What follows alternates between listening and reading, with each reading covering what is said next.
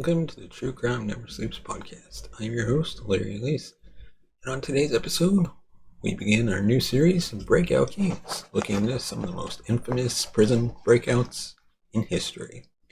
But first, we'd like to thank our sponsor, Audible, for sponsoring this episode. If you're a fan of audiobooks from any kind of genre, whether it's fiction, nonfiction, historical fiction, autobiographies, the list goes on. Audible is your source for endless content. And if you're interested in getting a free audiobook of your choice, head on over to audibletrial.com/Larry21. Sign up today and get a free 3-month trial and free audiobook of your choice.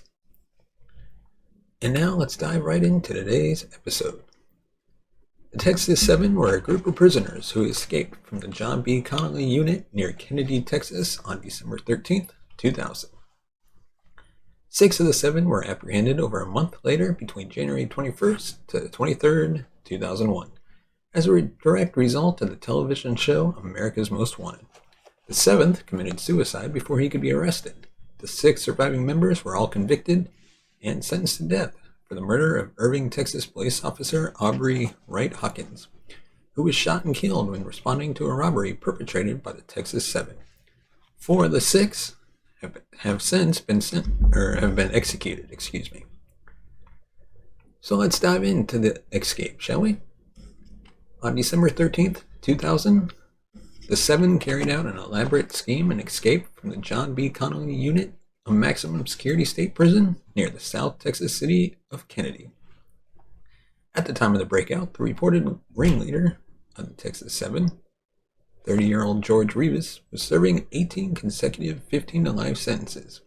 Michael Anthony Rodriguez, 38, was serving a 99-to-life term for contracting the murder of his wife, Rolando Ruiz Jr., who was sentenced to death and subsequently executed in March 2017 for his involvement in the killing.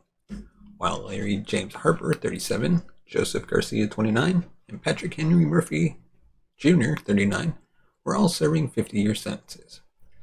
Donald Keith Newberry, 38, the member with the longest rap sheet in the group, was serving a 99-year sentence. Randy Halpern, 23, was serving a 30-year sentence for injury to a child and was the youngest member.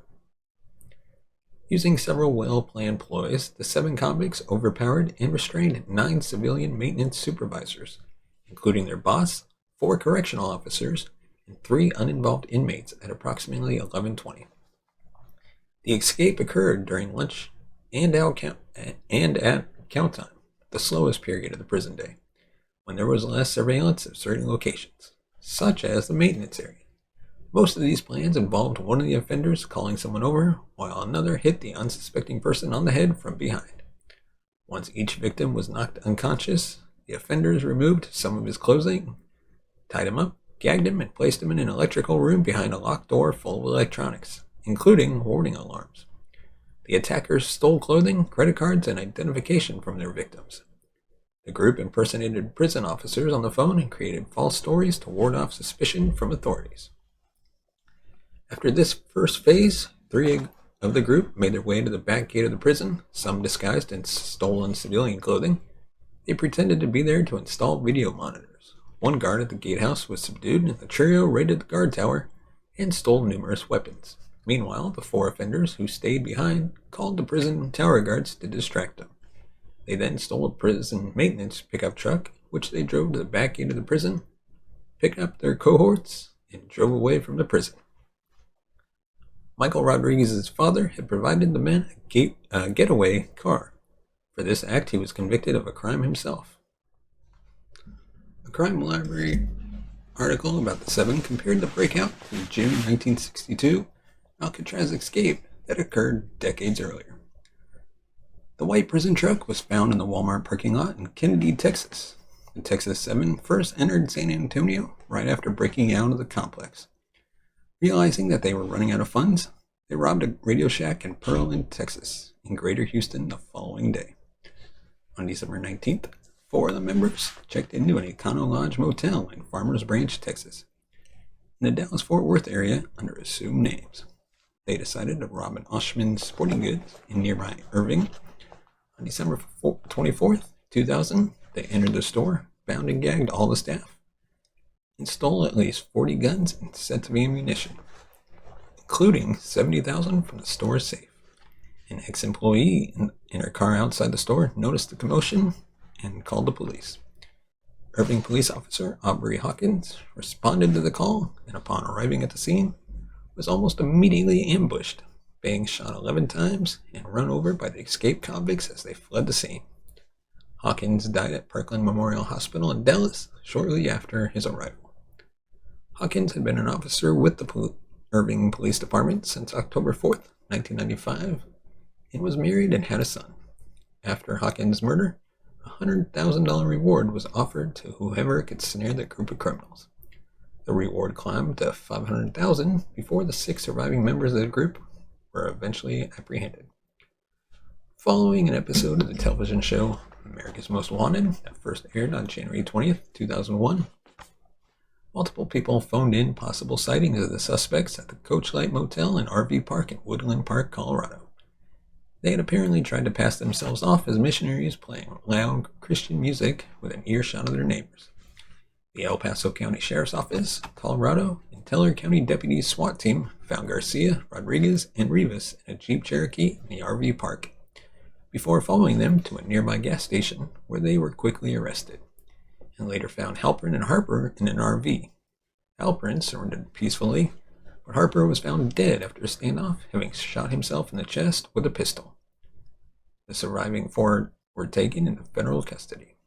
On January 23, 2001, the FBI received information that the remaining 2 escapees, Newberry and Murphy, were hiding in a Holiday Inn in Colorado Springs, Colorado. A deal was brokered with the 2, allowing them to make live TV appearances before they were arrested. Media was tipped off when a guest asked chief photographer Mike Petcash and reporter Jeanette Hinz why he couldn't get to the hotel. The pair drove to the hotel, finding it flooded with law enforcement.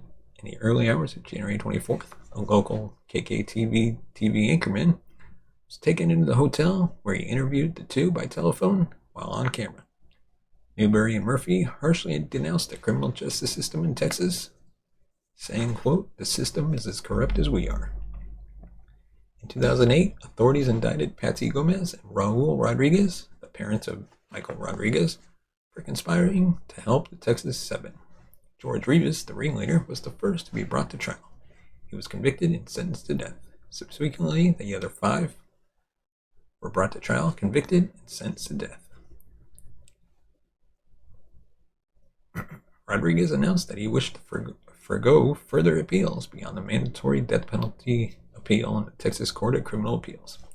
A court-ordered psychiatric evaluation in 2007 concluded that he was mentally competent to decide to forego further appeals.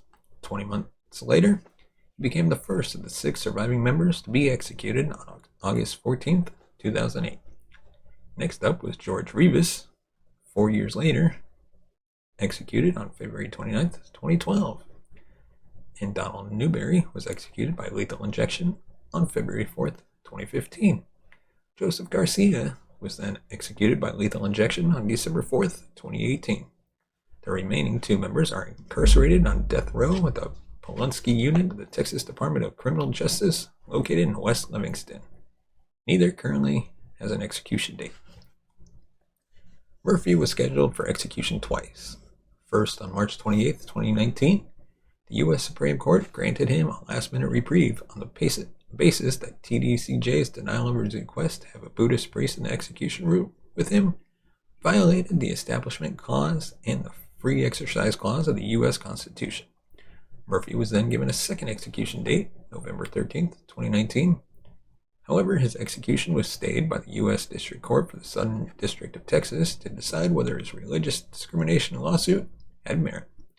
Halpern was scheduled to be executed on October 10, 2019.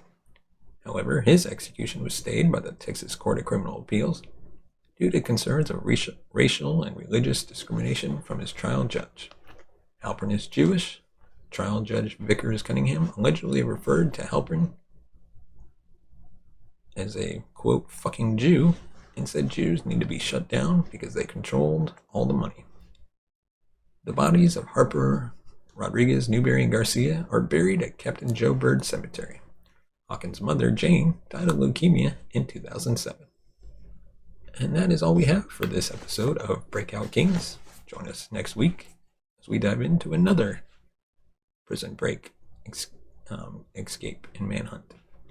Let us know your thoughts on this topic in the comments section below. As always, give it a thumbs up if you like our videos, subscribe to the channel, hit that bell notification button to be notified of future videos. And if you want to support the channel, you can buy us a coffee at buymeacoffee.com/TCNS. As always, thank you so much for watching and listening. We will see you next time.